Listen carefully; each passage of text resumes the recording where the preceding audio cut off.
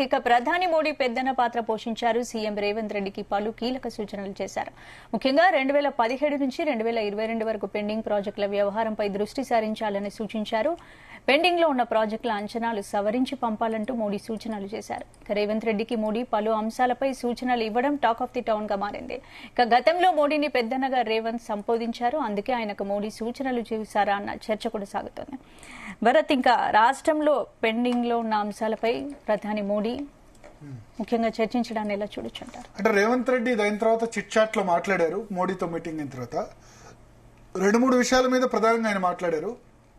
ఒకటి ఏంటంటే మెట్రో రైలుకు సంబంధించి కిషన్ రెడ్డి మీద ఆయన మాట్లాడారు. కిషన్ రెడ్డి ఈ విషయంలో పట్టించుకోవట్లేదు, నా హయాంలో మెట్రో రైలు గనక పూర్తయితే ఆ క్రెడిట్ నాకు వస్తుందని, అందుకని ఆయన పట్టించుకోవట్లేదు అని చెప్పారు. ఒక విధంగా రేవంత్ రెడ్డి ఏంటంటే కిషన్ రెడ్డిని తిట్టడం వెనక ఇండైరెక్ట్ గా ఆయన మీద ప్రెషర్ పెంచారు, ఒత్తిడి పెంచారు. ఒక ఎగ్జాంపుల్ ఆయన చిట్ చాట్ లో ఏం చెప్పారంటే, గతంలో 3వ స్థానంలో ఉండే దేశంలో మా హైదరాబాద్ మెట్రో నెట్వర్క్ ఇవాళ 9వ స్థానంకి పోయిందని. అన్ఫార్చునేట్లీ ఏంటంటే 2018 తర్వాత మెట్రో విస్తరణ జరగలేదు. ఆ 3 రూట్లు ఏవైతే ఉన్నాయో ఇప్పుడు మొదట చేసిన ఫేజ్ 1, ఫేజ్ 2, ఫేజ్ 3 రూట్లు మాత్రమే ఉన్నాయి. ఒకటి ఇమ్లిబన్ జేబిఎస్ నుంచి ఇమ్లిబన్ వరకు ఒకటి, రెండవది నాగోల్ నుంచి శిల్పారామం వరకు, ఎల్బీ నగర్ నుంచి రాయదుర్గం, ఇవే కదా ఈ 3 ఫేజెస్ ఉన్నాయి కదా. దాని తర్వాత ఒక్కటి కూడా ముందుకు పడలేదు. లాస్ట్ 4-5 years లో ఒకటి కూడా ముందుకు పడలేదు. బీఆర్ఎస్ లాస్ట్ 2 years లో ఏదో చెప్పింది, ఇది ఎయిర్పోర్ట్ వరకు మెట్రో ఎక్స్టెండ్ చేస్తాం ఇది అని చెప్పారు. అది కాగితాల వరకే ఉంది. డిపిఆర్ కూడా పూర్తి స్థాయిలో తయారై కేంద్ర ప్రభుత్వానికి యాక్టివ్ కన్సిడరేషన్ లో పంపించలేదు. ఇప్పుడు మళ్ళీ రేవంత్ రెడ్డి దాన్ని సవరించి మళ్ళా 3 పెట్టారు. సో ఈ 5 సంవత్సరాలు అటు బీఆర్ఎస్ హయాంలో 3-4 సంవత్సరాలు వాళ్ళు ఏది టేకప్ చేయలేదు. మేబీ కరోనా అనుకోవచ్చు, కరోనా కారణం అనుకోవచ్చు. ప్లస్ ఎల్ఎన్టీకి ఇవ్వకుండా వాళ్ళు వేరే వాళ్ళకి ఇద్దామని మెట్రో రైలు అనుకున్నారు. ఇంతకుముందు ఇప్పుడు నడుస్తున్న మెట్రో రైలు అంతా కూడా ఎల్ఎన్టీ యాజమాన్యంలో ఉంది. ఎల్ఎన్టీ కాకుండా వేరే వాళ్ళకి ఇద్దాం అనుకున్నారు. అంటే 2017 నుంచి పెండింగ్ ప్రాజెక్టులపై దృష్టి పెట్టాలని చెప్తున్నారు. సో అక్కడ బీఆర్ఎస్ ఈ 4-5 సంవత్సరాలు 22-23లో దాన్ని వర్క్ స్టార్ట్ చేశారు. కొత్తగా అసలు ఎక్కడ కూడా 6 సంవత్సరాలుగా ఎక్కడ వర్క్ లేదు, మెట్రో వర్క్ ఆగిపోయింది. సో 3వ స్థానం ఒకప్పుడు ఢిల్లీ తర్వాత కోల్కతా తర్వాత నెంబర్ 3 స్థానంలో 66 కిలోమీటర్ల మెట్రో మన దగ్గర ఉంటే ఇవాళ 9వ స్థానం. అంటే బెంగళూరు, చెన్నై, ముంబై, మిగతా అన్ని చోట్ల కూడా ఫాస్ట్ గా కొత్త ఏరియాలకు మెట్రో వెళ్తుంది. కానీ హైదరాబాద్ లో వెళ్ళట్లేదు. దీనికి ఆ ప్రభుత్వం కారణం. ఈ ప్రభుత్వం కూడా ఇప్పుడు 1 year 2 months అయింది. ప్రపోజల్ ఇప్పుడు కదా ప్రధానమంత్రికి పంపించింది. ప్రపోజల్ వెళ్ళాలి, ఎగ్జామిన్ కావాలి, అర్బన్ డెవలప్మెంట్ మినిస్ట్రీ చూడాలి, ఇవన్నీ టైం పడుతుంది. 2007లో రాజశేఖర రెడ్డి సమయంలో మెట్రో రైలు అనుకుంటే కిరణ్ కుమార్ రెడ్డి సమయంలో అది వర్క్ అన్నది స్టార్ట్ అయింది 2007లో. అప్పుడు సత్యం మేటాస్ కు ఫస్ట్ ఇచ్చారు. సో అప్పటి నుంచి ఆలస్యం అవుతూ వస్తుంది. సో ఒక విధంగా రేవంత్ రెడ్డి ఏం టాక్టిక్ చేశారంటే కిషన్ రెడ్డి అసలు దీన్ని పట్టించుకోవట్లేదని చెప్పి ఆయన మీద ప్రెషర్ పెంచారు. ఎందుకంటే రేపు ఇది ఏది ఆలస్యమైనా కిషన్ రెడ్డిని జనం తిట్టాలన్న ఉద్దేశంతో కిషన్ రెడ్డి మీద ప్రెషర్ పెంచారు.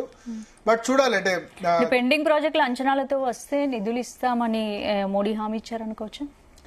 అబ్వియస్లీ నిధులు ఇస్తామని అంటారు. ఇప్పుడు రీజనల్ రింగ్ రోడ్ సంబంధించి ఉత్తర భాగంకి ఇచ్చారు, దక్షిణ భాగం కంప్లీట్ కావాల్సి ఉంది.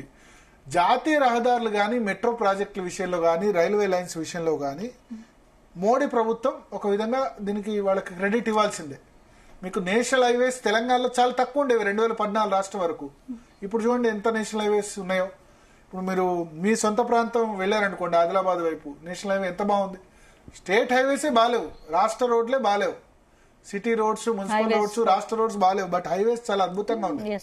లాస్ట్ 10 సంవత్సరాల్లో మనగానే కాదు, దేశంలో ఎక్కడైనా కూడా నేషనల్ హైవేస్ చాలా అద్భుతంగా నితిన్ గడ్కరీ, ప్రధానమంత్రి నరేంద్ర మోడీ నేతృత్వంలో చాలా అద్భుతంగా ఇంప్రూవ్ అయింది. దాన్ని క్రెడిట్ ఇవ్వాల్సిందే గవర్నమెంట్ కు. సో ఇప్పుడు నేషనల్ హైవేస్ విషయంలో అయినా, రైల్వేస్ విషయంలో అయినా చాలా ఇంప్రూవ్మెంట్ ఉంది.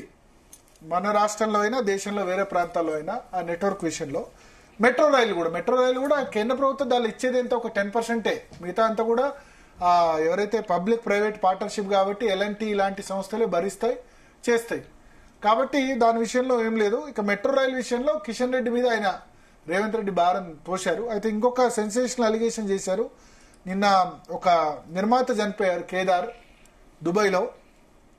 ఆ చనిపోయిన దానికి సంబంధించి కానీ కాళేశ్వరం ప్రాజెక్ట్ సంబంధించి కేసు ఇచ్చిన రాజలింగం మర్డర్లో కానీ న్యాయవాది ఒకళ్ళు చనిపోయారు మొన్న కోర్టు హాల్లో. ఈ మూడు వాటికి సంబంధించి అనుమానాలు ఉన్నాయి అని చెప్పి కేటీఆర్ మీద ఆయన దోసేశారు. కేటీఆర్ చేసి ఉండొచ్చు అని చెప్పి. కానీ ఆ న్యాయవాది హైకోర్టులో అందరి ముందే చనిపోయారు గుండెపోటుతో. రాజలింగమూర్తి మర్డర్ అనేది మరి ప్రభుత్వం ఆయనదే ఉంది కాబట్టి, రేవంత్ రెడ్డి ప్రభుత్వం ఉంది కాబట్టి దాన్ని ఇన్వెస్టిగేషన్ చేయాల్సి ఉంది. కేదార్కి సంబంధించి మరి ఇంట్రెస్టింగ్ పరిణామాలు వస్తున్నాయి. దుబాయ్లో అతను చనిపోయారు, దుబాయ్లో అతను గుండెపోటుతో చనిపోయాడు అంటారు. ఒక ఎమ్మెల్యేకు సంబంధం ఉంది దీనిలో. ఆయనతో పాటు తాండూరు ఎమ్మెల్యే పైలట్ రోహిత్ రెడ్డి ఆ రూమ్ లోనే ఉన్నారు అని చెప్పి కొన్ని మీడియా సంస్థల్లో కథనాలు వచ్చాయి. అంటే మనం ధృవీకరించకుండా అది దాన్ని కరెక్ట్ కాదు. కానీ pilot Rohit Reddy video release చేశారు. మణికొండలోనే ఉన్నాను, నేను దుబాయ్లో లేను, అనవసరంగా నా మీద అపప్రద తప్పుడు ఆరోపణలు చేస్తున్నారు. అయితే రేవంత్ రెడ్డి ఏం చేశారంటే ఈ కేదార్ కు చనిపోయిన వ్యక్తి కేటీఆర్ కు పార్ట్నర్ అని చెప్పి కొత్త తీసుకొచ్చారు. అనుమానాలు వ్యక్తం చేస్తున్నారు. ఎందుకు కేటీఆర్ రెస్పాండ్ అవ్వట్లేదు అని. అంటే ఇప్పుడే కదా రేవంత్ రెడ్డి మాట్లాడింది, ఇప్పుడే. బహుశా కేటీఆర్ కూడా మాట్లాడతారేమో, ఎందుకంటే మాట్లాడింది మధ్యాహ్నమే కాబట్టి. సో ఒక అలిగేషన్ అయితే అటు కిషన్ రెడ్డి మీద ఇటు కేటీఆర్ మీద ఇద్దరి మీద చిట్ చాట్ లో రేవంత్ రెడ్డి అలిగేషన్ అయితే చేశారు. కేటీఆర్ దీని మీద ఏ విధంగా రెస్పాండ్ అవుతారు? కేటీఆర్ కు కేదార్ నిజంగానే బిజినెస్ పార్ట్నరా?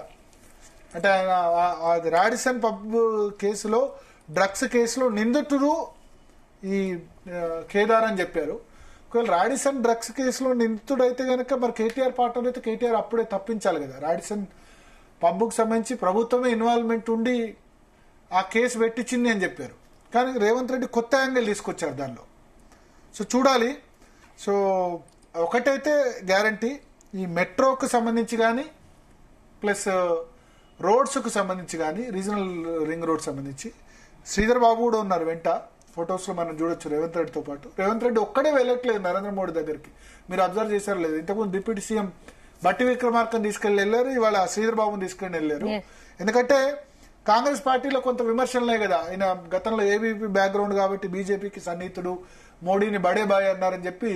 సో అనవసరమైన అనుమానాలు ఎందుకు? కాంగ్రెస్ హైకమాండ్ కూడా మోడీ రేవంత్ రెడ్డి ఇద్దరు ఏదో మాట్లాడుకున్నారని అనుమానం రాకుండా వెంట శ్రీధర్ బాబును కూడా తీసుకెళ్లారు. చూడాలంటే కేంద్ర ప్రభుత్వం అయితే ప్రధానమంత్రి కొన్ని సలహాలు సూచనలు ఇచ్చారన్నారు. మూసీ సుందరీకరణకు సంబంధించి కూడా ఆ ఇష్యూని రేజ్ చేశారన్నారు. సో మూసీ సుందరీకరణ మీద ప్రధానమంత్రి సానుకూలంగా రెస్పాండ్ అయినారు అని చెప్పి రేవంత్ రెడ్డి చిట్ చాట్ లో చెప్పారు. మూసీ ప్రక్షాళనకు సపోర్ట్ చేస్తామని. సో చూడాలి. ఒకటైతే చెప్తున్నా, రోడ్డు, రైల్వేస్, మెట్రోకు సంబంధించి అయితే ఈ కేంద్ర ప్రభుత్వం ప్రోయాక్టివ్ ఉంది. ఎందుకు ప్రోయాక్టివ్ అంటే ఇన్ఫ్రాస్ట్రక్చర్ బిల్డప్ చేయాలన్న విషయంలో ఇన్ఫ్రాస్ట్రక్చర్ కు గతంలో ఉన్న ప్రభుత్వాల కంటే చాలా ఎక్కువ కేంద్ర ప్రభుత్వం సపోర్ట్ చేస్తుంది. అది ఏ రాష్ట్రం అని అనుకోండి. ఇంతకుముందు ఇప్పుడు కేసీఆర్ ఆయనలో కూడా మెట్రో కంప్లీట్ అయిన దానిలో కేంద్ర ప్రభుత్వం రోల్ ఉంది కదా. తర్వాత నేషనల్ హైవేస్ కేసీఆర్ తో ఎంట్రీ డిఫరెన్స్ ఉన్న చాలా ఎక్కువ ఇచ్చింది కదా. ఇప్పుడు RRR కు సంబంధించి కూడా ఇప్పుడు రేవంత్ రెడ్డి అడగానే ఇచ్చేశారు కదా ఉత్తర భాగం, రేవంత్ రెడ్డి, కోమటిరెడ్డి వెంకటరెడ్డి. అట్లే మనం రైల్వేస్ సంబంధించి కూడా లాస్ట్ 10 years చాలా సిగ్నిఫికెంట్ డెవలప్మెంట్స్ ఉన్నాయి. కొత్త ప్రాజెక్ట్స్ చాలా వచ్చాయి. రైల్వే ప్రాజెక్ట్స్ సంవత్సరాల తరబడి కంప్లీట్ కానివన్నీ కూడా కంప్లీట్ అవుతున్నాయి.